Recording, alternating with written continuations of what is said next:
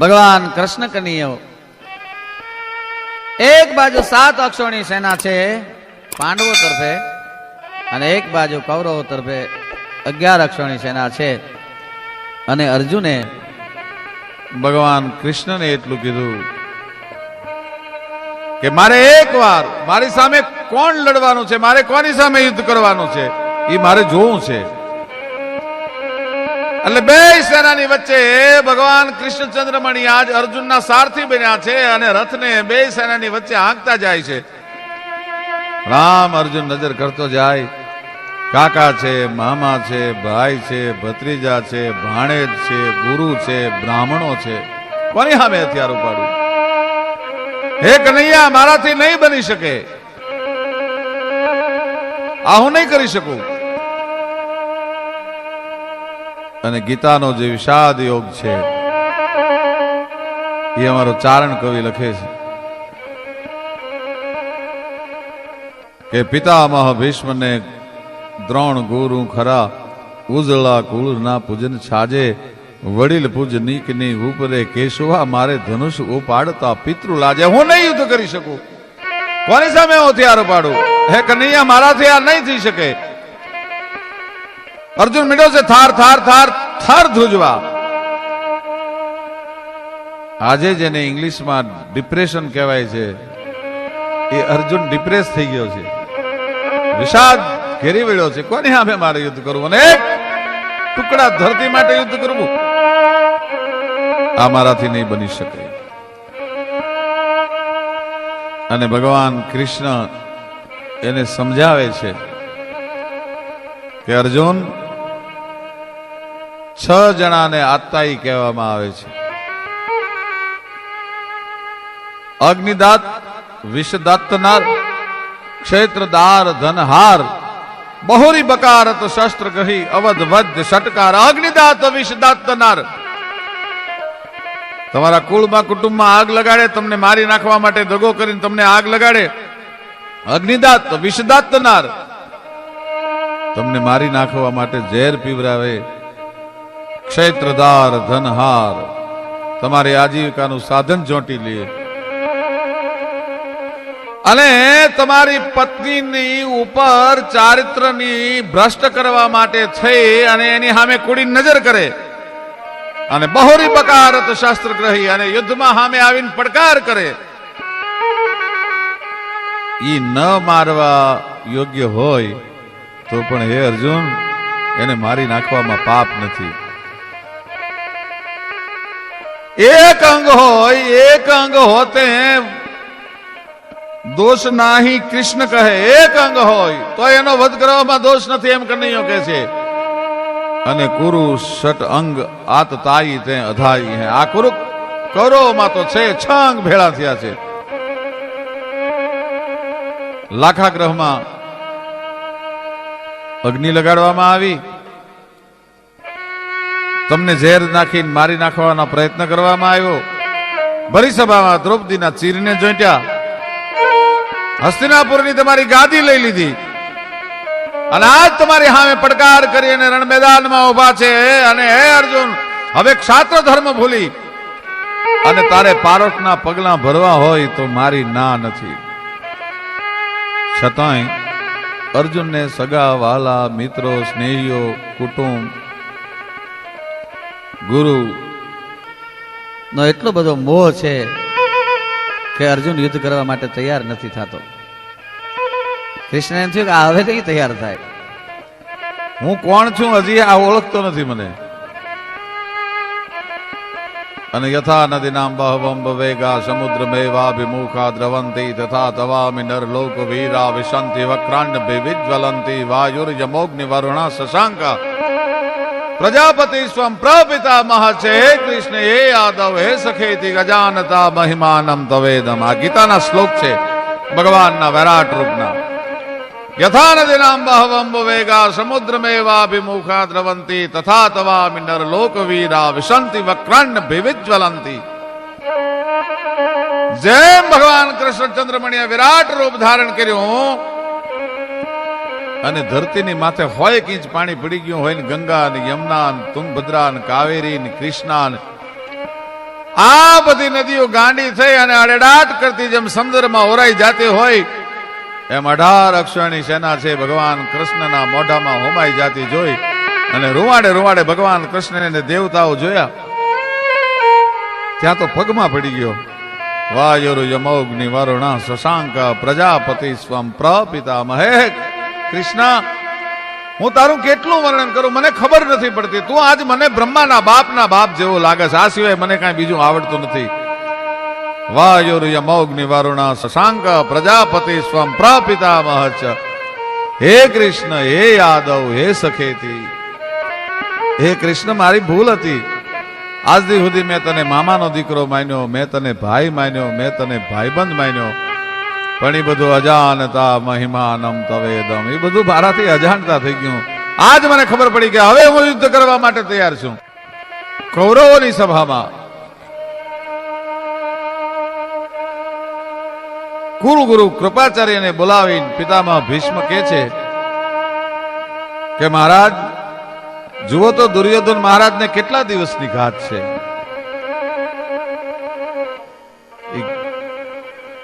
નક્ષત્રનો ગ્રહમંડળનો અભ્યાસ કરી પ્રશ્ન કુંડલી માંડી અને કૃપાચાર્યજી કહે છે કે દુર્યોધન મહારાજને 18 દિવસની ઘાત છે. 18 દિવસ જો પૂરા થાય અને 19મા દિવસનો સૂરજનારાયણ જો દુર્યોધન મહારાજ જોઈ શકે તો ખુદ કાળ પણ એને ન મારી શકે. પણ ત્યાં તો કૌરવની સભામાં હોપો પડી ગયો. 18 દિવસ સુધી કોણ રક્ષણ કરે આ યુદ્ધમાં એનું? હાલતા ચાલતા હાલતા ચાલતા હાલતા ચાલતા હાથમાં માળાનો બેરકો ફરે છે અને પિતામહ ભીષ્મ એમ કહે છે કે 18 દિવસનું રક્ષણ થાય ખરું? કે પણ મહારાજ કોણ કરે? તો કે હું કરું 18 દિવસનું રક્ષણ. અને હું 18 દિવસનું રક્ષણ કરું, એ શબ્દો જ્યાં ભગવાન કૃષ્ણને કાને પડ્યા એને એમ થયું કે જો દાદો 18 દિવસનું રક્ષણ કરે તો હું અને દુનિયાના તમામ દેવતાઓ જો ભેળા થાય તોય દુર્યોધનને મારી ન હગાય. એટલે સરસ્વતીને હુકમ કર્યો, યા કુંદેન્દુ તુષાર હાર ધવલા. ત્યાં તો શારદા આવીને હામાં ઉભા રહી ગયા. મહારાજ હુકમ કે તમે પિતામહ ભીષ્મની બુદ્ધિ ફેરવી નાખો. કે મહારાજ કયો તો તમારી અને કયો તો 18 અક્ષરણીની બુદ્ધિ ફેરવી નાખું, પણ ભીષ્મની બુદ્ધિ મારાથી નહીં ફરે. કારણ કે પાંચ તત્વ જેના શુક્રને સ્પર્શ નથી કરી શક્યા એવો મહાવૃદ્ધો હતા એ ભીષ્મ, એની બુદ્ધિ ફેરવવાનું મારું ગજુ નથી, પણ શારદા વાયુ રૂપે મંડી વાવા ભાઈ. આખી કૌરવોની સભામાં ખબર પડી ગઈ કે પિતામહ ભીષ્મે દુર્યોધનનું રક્ષણ કર્યું, દુર્યોધનનું રક્ષણ કર્યું, દુર્યોધનનું રક્ષણ કર્યું. એમાં નકુલનો અને સહદેવનો મામો મારવાડથી શૈલ્ય રાજા આવેલો, એનાથી નો રહેવાનો અને શૈલ્ય આવી અને પિતામહ ભીષ્મને એમ કીધું કે જો 18 દિવસ સુધી તમે એકલા દુર્યોધનનું રક્ષણ કરવાના હો તો અમે કઈ ખીચડ કાયા સાધુ નથી કે તમારા રણ મેદાનમાં ખીચડું ખાવા માટે આવ્યા છીએ. ક્ષત્રિયના દીકરા તરીકે જો યુદ્ધમાં અમને જો ભાગ ન મળે. પિતામહ ભીષ્મ કહે છે કે શૈલ્ય મને ખબર છે આ તું નથી બોલતો, કોણ બોલે છે મને ખબર છે, પણ કાંઈ વાંધો નહીં, જાઓ હું 3 દિવસનું રક્ષણ કરીશ. દ્રોણાચાર્ય 2 દિવસનું રક્ષણ સ્વીકાર્યું, પિતામહ ભીષ્મે 3 દિવસનું રક્ષણ સ્વીકાર્યું. 17.5 દિવસનું જયારે રક્ષણ બધાએ વેચી લીધું ત્યારે દુર્યોધને આવીને કીધું કે મને માણસમાંય નહીં અને બાયડીમાં નહીં એવો કરી નાખી અને શું કામ મને ભૂંડો લગાડો છો રણ મેદાનમાં? તમે જો 18 દિવસ સુધી બધા ભેળા થઈને મારું રક્ષણ કરવાના હો તો ક્ષત્રિયનો હું પણ દીકરો છું, મારે કોઈના રક્ષણની જરૂર નથી. કે દુર્યોધન બાપ મને ખબર છે આ તું નથી બોલતો પણ તારો કાળ બોલે છે.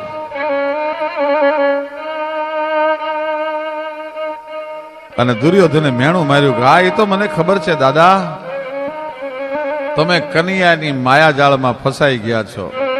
આને રૂવાણા અવળા થયા ભાઈ પિતામહ ભીષ્મના. કાય દુર્યોધન 3 દિવસના રક્ષણની મેં વાત કરી હતી, પણ કાલનો સૂરજનારાયણ ઉગે, સૂરજનારાયણ હાથમે ઈ પેલા ભારત વર્ષના પડદાની ઉપર જો હું પાંડવોને રહેવા દઉં અને ન પાંડવી પૃથ્વી ન કરી નાખું તો જાજે મેરી ગંગા જનની અને શાંતન પુત્રને કહાવ. વાસુદેવ કર ચક્રન ધરે તો તુમકો મુખ ન દિખાવ, તો લાજે મેરી ગંગા જનની શાંતન પુત્રને કહાવ. જા મારી પ્રતિજ્ઞા છે કે કાલનો સૂરજનારાયણ ઉગે ને હાથમાં ત્યાં સુધી ધરતીના પડદા માથે હું પાંડવોને નહીં જીવતા રહેવા દઉં. અને આ પિતામહ ભીષ્મની પ્રતિજ્ઞાની કૃષ્ણને ખબર પડી, ત્યાં પેટમાં પીડ ઉપડી ભાઈ, ફાળ પડી કે ઓહો, દ્રૌપદીજી યુદ્ધ જોવા માટે આવ્યા છે, બધા આવ્યા છે.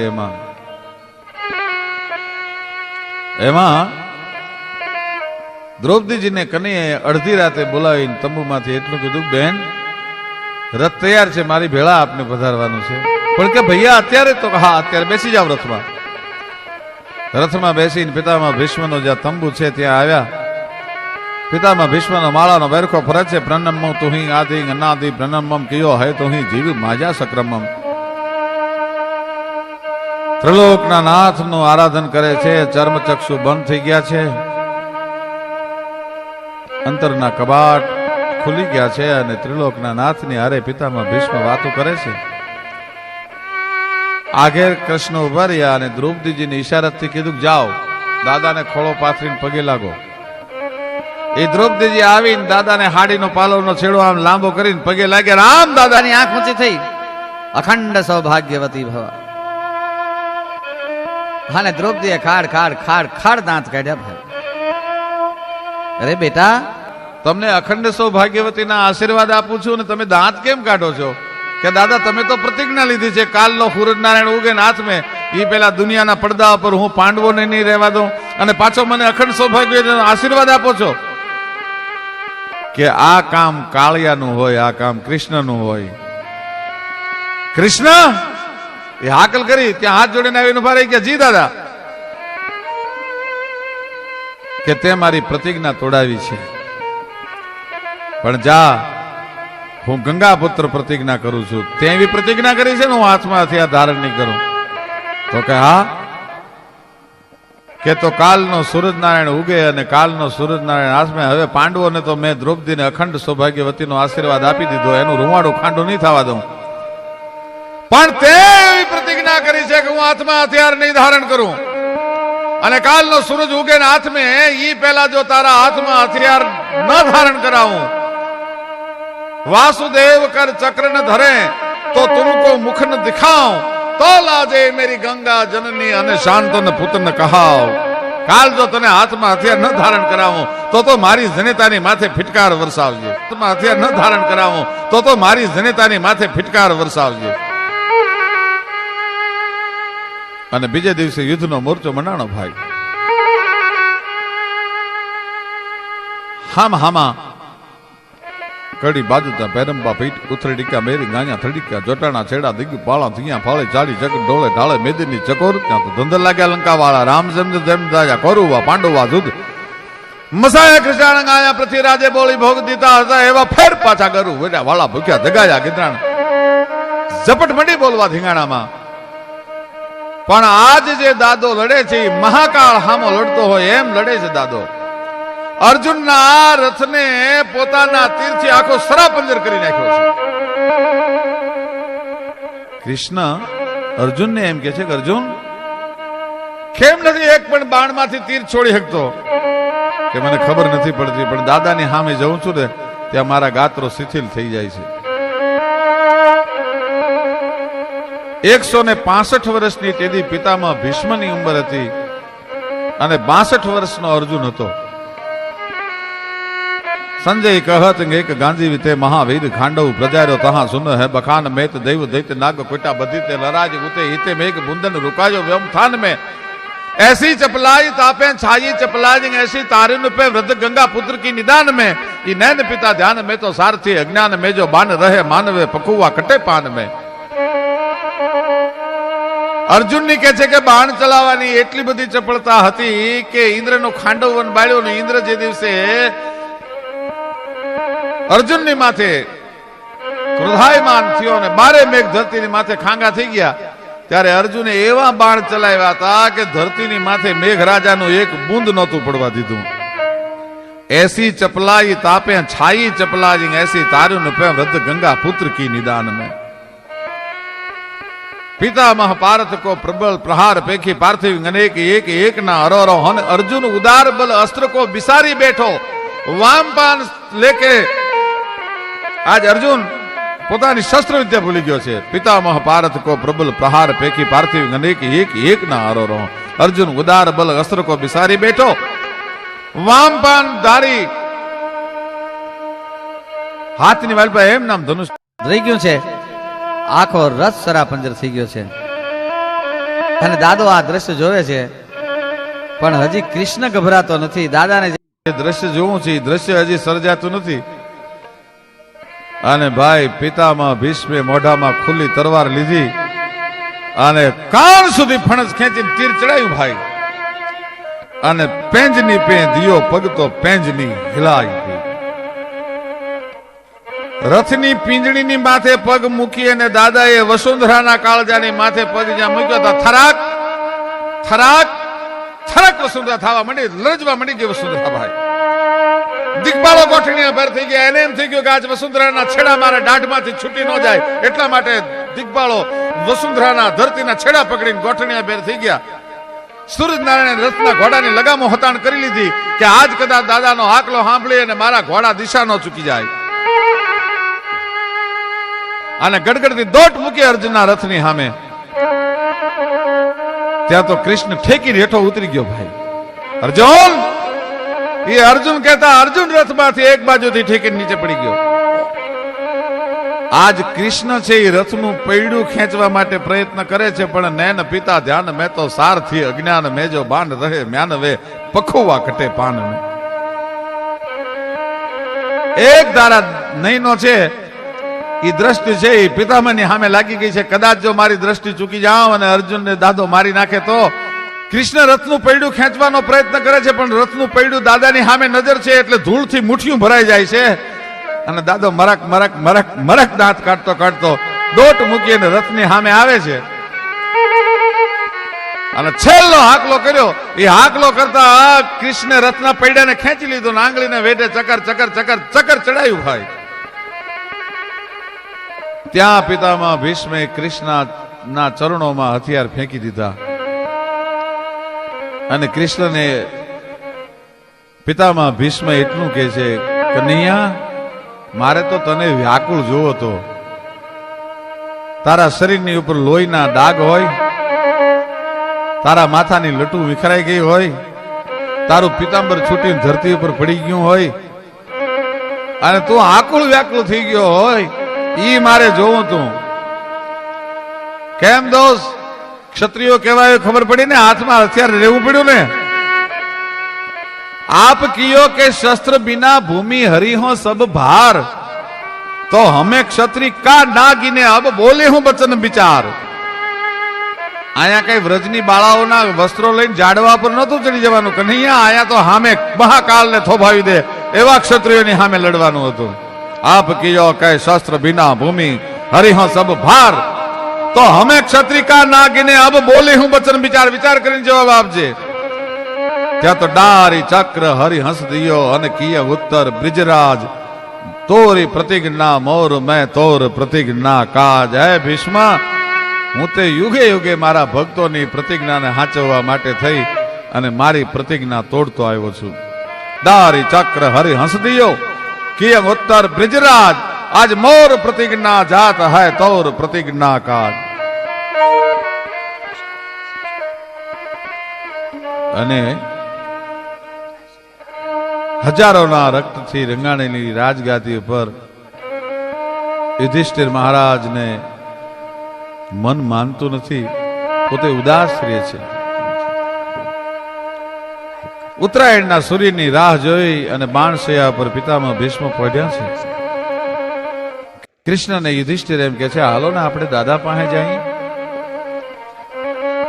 અને દ્રૌપદી, પાંચે પાંડવો, ભગવાન કૃષ્ણ, એ બધા આજ ઉત્તરાયણના સૂર્યની રાહ જોતા બાણશૈયા પર પડેલા ભીષ્મ પાસે આવે છે,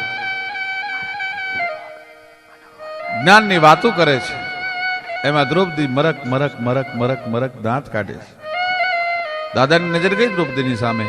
બેટા, હું આવી ગંભીર વાત કરું છું અને તમે હસો છો શું કામ? તમારા હાસ્યમાં કઈ મર્મ છે, તમારે કઈક કહેવું છે? તો કે હા દાદા, મારે ઘણું કહેવું છે. શું? બોલો બોલો બેટા, જે હોય તમને માપ છે. કે તે દી જ્ઞાન ક્યાં એ હાલ્યું ગયું તુજે દી, આબરૂ જાતી તીંગ મારી પાથરી, ભીષ્મે બાણ પથારી. હે દાદા, દુશાસન જેથી મારો ચોટલો પકડીને મને નગ્ન કરવાનો પ્રયત્ન કરતો હતો સભામાં, તેથી આ બધું જ્ઞાન કેમ વી ગયું હતું? અને કવિ કાગ બાપુ લખે છે, દુલ્લો કાગ, દુલ્લા ભાયા કાગ, 6 અક્ષરનું નામ. 1000 વર્ષે આવો ચારણ કવિ મળે. એ જવાબ આપે છે પિતા ભીષ્મ, બેટા તું સાચી છો. કૌરવ કે રાતે દી દાણા પાણીથી કાયા પોષાણી તી મારી. આપણે એવી કહેવત છે, અને એવો ઓડકાર. બેટા દ્રૌપદી, તેથી હું કૌરવોનો અનાજ ખાતો હતો અને એનું લોહી મારી રગુમાં, મારી નસુમાં દોડતું હતું. તેથી હું નીતિ જાણતો, એ પણ હિંમત નો આવી, અને હૈયું બેઠું તું મારું હારી પાથરી, આજ ભીષ્મે બાણ પથારી. તો કે દાદા, આજ આ બધું કેમ જ્ઞાન પ્રગટ થયું? અને પિતામાં ભીષ્મ એમ કે છે કે કાગ પારાથ ના રે બાણ ના પ્રહારે મારું લોહી લીધું છે નિતારી. અર્જુનના એક એક બાણે કૌરવોના દાણામાંથી થયેલું લોહી છે એ ધરતીને મેં પાઈ દીધું છે. આજે ચેતન મને એ હાચું એ પ્રગટ્યું એના સાક્ષી છે દેવ મુરારી પાથરી, ભીષ્મે બાણ પથારી.